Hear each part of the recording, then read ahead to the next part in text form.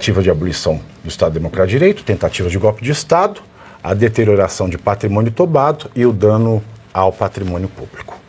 E organização criminosa, 5. Só para eu terminar a notícia, com essa decisão, o Ramagem agora responde pelos crimes de organização criminosa armada, tentativa de abolição violenta do Estado Democrático de Direito e golpe de Estado.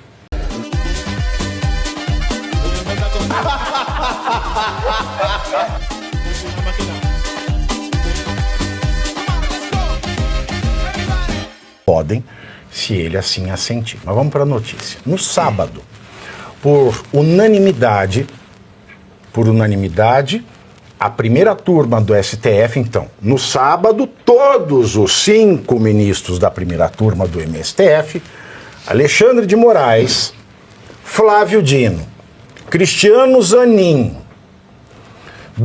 Carmen Lúcia e Luiz Fux, os 5. Então, a primeira turma, por unanimidade, decidiu suspender apenas parte da ação criminal contra o deputado federal Alexandre Ramagem, do PL do Rio de Janeiro, por envolvimento em suposta tentativa de golpe de Estado, etc, etc. Os ministros entenderam que os crimes cometidos depois da diplomação de Ramagem como deputado podem ser suspensos. Dos 5 crimes pelo qual o parlamentar é acusado, vai lembrar: tentativa de abolição do Estado Democrático de Direito, tentativa de golpe de Estado, organização criminosa armada, depredação do patrimônio público e um outro lá, que eu vou falar o nome agora, né? 2 deles teriam acontecido depois da diplomação: o dano qualificado com violência ou grave ameaça contra o patrimônio da União e deterioração do patrimônio tombado. São esses 2. Esses 5 crimes, senhores, vocês estão vendo em todos os cerca de 1.600 processos criminais, alguns em curso, outros em recurso, muitos já julgados, com decisão transitada em julgado, alguns começando, e outros ainda que podem ser enquadrados nesses 5 crimes dentro da mesma petição 12.100, que está aberta como a porta do inferno para todo aquele que faz o mal, está sempre aberta e que não fecha nunca. Tentativa de abolição do Estado Democrático de Direito, tentativa de golpe de Estado, a deterioração de patrimônio tombado e o dano ao patrimônio público. E organização criminosa, 5. O que aconteceu semana passada? E aí nós vamos entrar nisso, tá? Só para eu terminar a notícia, com essa decisão, o Ramagem agora responde pelos crimes de organização criminosa armada, tentativa de abolição violenta do Estado Democrático de Direito e golpe de Estado. Ok? Ok. O que aconteceu na semana passada? A Câmara fez um parecer que foi votado, 314 votos, se não me engano, decidindo que a ação aberta contra o Ramagem deveria ser suspensa. Mas por que a Câmara faz isso? Porque a Constituição, que estes usurpadores do STF dizem seguir e proteger, mas quem é alfabetizado sabe que eles faziam o contrário, diz o seguinte, artigo 53, parágrafo 3º da Constituição. A casa do deputado, da mesma coisa se fosse um senador, mas é um deputado federal. Então a Câmara dos Deputados pode decidir suspender a tramitação de uma ação criminal contra um de seus membros se o crime foi cometido após a data da diplomação. A diplomação do Ramagem ocorreu no dia 16 de dezembro de 2022. Ok. Agora vamos para a denúncia. A denúncia fala da tentativa de golpe, tentativa de abolição do Estado Democrático. Tudo isso vai a uma linha do tempo que começa, se eu não me engano, em 2021 e vai até o dia 8 de janeiro de 2023. Antes do 8 de janeiro de 2023, Tem lá a delação do Mauro Cid, troca de WhatsApp, diz que encontraram o rascunho da minuta da tentativa de que não foi juntado aos autos, isso que é o mais incrível. Ninguém assinou nada, é um diz que me diz do inferno.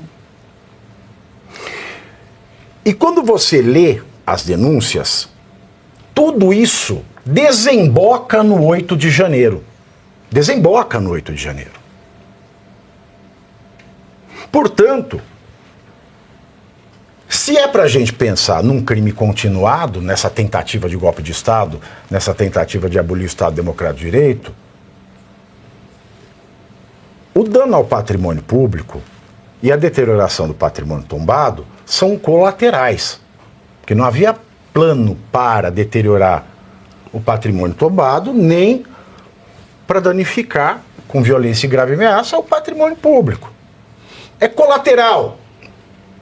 E se todo mundo está respondendo pela mesma organização criminosa, quer dizer que todo mundo está no mesmo balaio, desde o Clezão que morreu, a Débora, o Bolsonaro, o Ramagem, ou se todo mundo faz parte da mesma organização. Não são organizações diferentes. Logo, a gente tem um problema aí.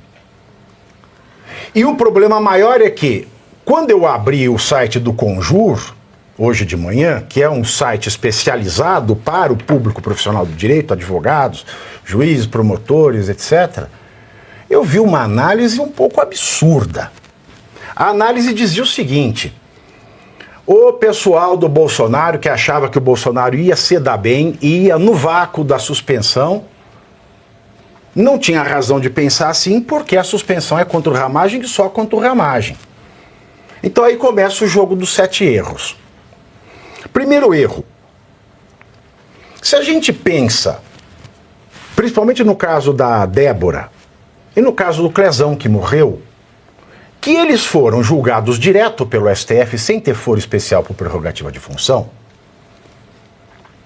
se a gente tem uma súmula do STF que diz que aquele que comete o crime junto pode responder no foro especial quando um dos denunciados tiver a prerrogativa de função, e vale lembrar que nenhum dos 1.600 condenados que estão sendo processados réus, quando foram denunciados e se tornaram réus, não havia nenhum denunciado com foro especial prerrogativa de função. Existia investigado. Mas a súmula do próprio STF fala denunciado. Então está tudo errado desde aí. Isso sem contar que não tiveram o direito à audiência de custódia, o direito da revisão da preventiva de 90 dias, uma série de coisas que eu não vou me estender.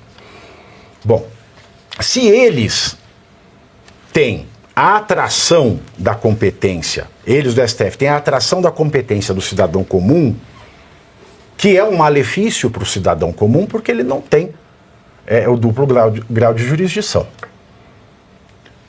Se o que é de mal aplica-se ao cidadão comum, o que é de bom, o que é mais favorável também deve se aplicar, porque o princípio daquilo que é mais favorável ao réu, pelo que me consta, continua no direito penal. Então, se a pessoa está sendo prejudicada pela atração do foro, se alguém do foro tiver ação suspensa, a dela também tem, porque ela acompanha o processo de quem tem o foro especial. Segundo, por que existe essa regra de atração do foro? Por conta de um princípio chamado princípio da economia processual, e também para evitar que casos, os mesmos fatos, gerem decisões distintas, o que torna patente uma injustiça. Logo, senhores, se a ação do Ramagem é suspensa e a dos outros não é, a defesa do Ramagem, ela vai perder audiência de instrução, vai perder oitiva de testemunha, não vai poder ser ouvido pelos outros advogados, pelos outros corréus. Ou seja, ele vai sofrer mais um prejuízo processual, daí que não tem devido processo legal no Brasil. Agora, essa solução do fatiamento, e eu quero encerrar aqui, é mais absurda ainda. Que parem e pensem. Se o golpe de Estado e a abolição do Estado Democrático de Direito estão antes de dezembro de 2022, Se a Débora, se o Clezão, se a dona Dalgisa não estão nesse corpo probatório de antes de dezembro de 2022, ou Débora está sendo condenada injustamente porque ela só cometeu, e se cometeu, deterioração ao patrimônio tombado e dano ao patrimônio público, ou o STF não tem razão em fazer esse fatiamento. Até porque o ministro Alexandre de Moraes, fora do devido processo legal, fez um videozinho com imagens do 8 de janeiro para comprovar o golpe. O que o MSTF faz? Lida com ignorante. E os ignorantes aplaudem. Mas eu repito, eu não estudei para ser burro. Não é porque 75% do brasileiro não consegue ler e escrever ou não entende o que acabou de ler que eu tenho que seguir o parâmetro. O que é isso? É a corte dos asnos de ouro? É a corte dos asnos de ouro. Ou eles absolvem todo mundo de revisão criminal pelas condenações ou pelas denúncias de atentado ao Estado Democrático de Direito e de golpe, tentativa de golpe de Estado, ou eles suspendem a ação do Ramagem e de todos que estão na mesma petição que ele, inclusive o Bolsonaro. Mas isso não vai acontecer porque nós estamos numa ditadura lascada que tem à frente asnos de ouro, usurpadores de uma das instituições mais importantes desse país, que é o STF. Príncipe, me desculpe ter me alongado. Falou muito bem. Assina embaixo, Pavinato. Não poderia ter falado melhor. Muito obrigado. Quer acrescentar algo, Príncipe? Por favor. O que você achou disso? O que a Câmara? Qual vai ser a posição da Câmara agora? Eu vou além do seu comentário. Você ainda tem algum respeito pelo STF, como se ele ainda existisse. Você muito bem falou no começo do que tem sido a destruição do STF. Então a gente não tem mais o STF, não temos mais um tribunal isento. E o que temos? Temos uma corte nomeada de personalidades não eleitas que hoje se acumularam tanto poder, deixaram de ser qualquer coisa. Passaram a ser um pequeno comitê de instrução executiva, de legislação e de pseudo-tribunal, claro que enviesado por uma agenda política muito clara. Isso não é um tribunal, isso não é judiciário. Então, eu acho que cabe à população brasileira, cabe aos parlamentares, cabe aos juristas entenderem que nós precisamos criar um tribunal constitucional, que essa era a missão princípio do STF, que foi completamente perdida. E essa reclamação que você faz, em muito bom tom, e com toda a devida qualificação técnica, ela exprime exatamente essa não qualificação do que temos aí. Não é um tribunal, não é o judiciário isso aí. Então, eu acho que a partir desse prisma, tudo começa a fazer mais sentido. Eu vou ainda além. Muitos reclamam das inconsistências do governo, do STF, e dessa junta, desse bando. Mas a verdade é o seguinte, é que nós ainda estamos com aquela esperança de que eles sejam representantes e membros do Estado brasileiro. Mas, na verdade, é um grupo criminoso. Quando se olha do prisma de ser um bando criminoso, tudo faz sentido. Quando se olha do prisma, não, é um juiz que está errando, está fazendo uma coisa enviesada, ou é um deputado que está agindo dessa maneira, ou é um poder executivo. Aí você começa a gerar uma série de confusões na mente da população. Mas quando se entende que é um bando de criminoso, a coisa começa a ficar muito mais clara, do ponto de vista tributário, do ponto de vista legal, do ponto de vista institucional, e estamos vendo toda a destruição que se tem em função de ter um bando criminoso dentro do poder do Estado. Olha, a audiência está com uma dúvida aqui. A suspensão não é somente para deputados e senadores? Pode explicar melhor? Sim. A suspensão é somente para deputados e senadores se a casa em que o deputado e o senador ocupa decidir que o processo deve ser suspenso, e ele pode ser suspenso até o fim do mandato. Da mesma maneira, o foro especial por prerrogativa de função, o foro privilegiado, é só do deputado e do senador, do presidente da República, do vice e dos ministros. Não é para o cidadão comum. Mas como uma coisa que não é para o cidadão comum torna-se, porque pensa-se por economia processual e para evitar decisões dissonantes sobre o mesmo fato, esse foro especial, ele atrai a competência para quem não tem, a suspensão do processo para um deputado e o senador que tem o foro especial e que por conta dele outros foram atraídos, também se aplica aos atraídos pela mesma razão jurídica. Para que haja economia processual, porque tudo tem que ser feito duas vezes, se não for assim. E para que não haja decisões díspares sobre os mesmos fatos. Muito embora todo mundo já sabe que eles já estão condenados. Esse processo é um mero teatro. É um mero teatro. É um mero teatro. É um absurdo o que estão fazendo. É um absurdo imenso, até porque eles continuam a julgar outras denúncias, mesmo tendo mostrado ao Brasil inteiro que não deram aos advogados de defesa o acesso a todos os documentos, inclusive da investigação, e não só dos autos da denúncia. E esse teatro continua. E esse teatro é celebrado por um país de iletrados que não consegue compreender o mínimo da lógica jurídica. E vem sendo promovido por aqueles que deveriam proteger a racionalidade de maneira técnica e nunca, jamais política. É tão absurdo que a Câmara, por exemplo, e o Senado estão para aprovar o novo Código Eleitoral Brasileiro, projeto de lei 112 de 2021. O projeto é péssimo. O projeto dá ao TSE tudo o que ele queria. Votação secreta para escolher os seus membros.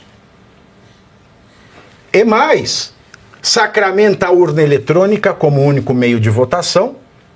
E mais, sacramenta a técnica de dar um poder ao juiz do eleitoral, a determinação de exclusão de conteúdo de rede social em 24 horas. O conteúdo que ele considerar ilícito. Não é nem o conteúdo que seja inverídico, patentemente inverídico. É o conteúdo que o juiz considerar ilícito. Ele tem o poder, com esse novo código, de dizer em 24 horas tira do ar. O novo Código Eleitoral diz isso. Mas uma das coisas interessantes é que o Código Eleitoral diz: não pode ser juiz aquele que não tivesse desincompatibilizado de filiação partidária num período de tantos, acho que 2 ou 4 anos, alguma coisa assim. E aí eu vejo o Flávio Dino, que até antes de assumir 3 cadeiras no STF, ele era afiliado a um partido político, ele era senador da República. Então veja que não tem uma direita, não tem uma lógica nenhuma nesse país. É o caos, é o caos. A gente pode tirar ordem, porque a maior fake news do Brasil hoje é o que está escrito na bandeira: ordem. E você aí já está preparado para ter todos os argumentos para dizer que Marx não foi um cara legal, para dizer que o comunismo não é um lugar para diversidade, para desmontar essa grande fake news histórica da esquerda, que é repetida por nossos professores de história, de geografia, de sociologia, que é repetida nas universidades, que é repetida nos livros? Está preparado para dizer por que Marx não era um cara legal e por que todo marxista raiz também não é, e por que o comunismo é terrível? Você já leu Nos Anais de Marx? Pois é, aqui nesse livro você vai encontrar tudo o que você precisa saber para responder aquele sabichão que diz que Marx é um cara legal, pois não é. Leia agora Nos Anais de Marx, a trolha do comunismo transviado para encaçapar idiotes. À venda em todas as livrarias do Brasil, pelo site ou nas lojas físicas. Não deixe de ler.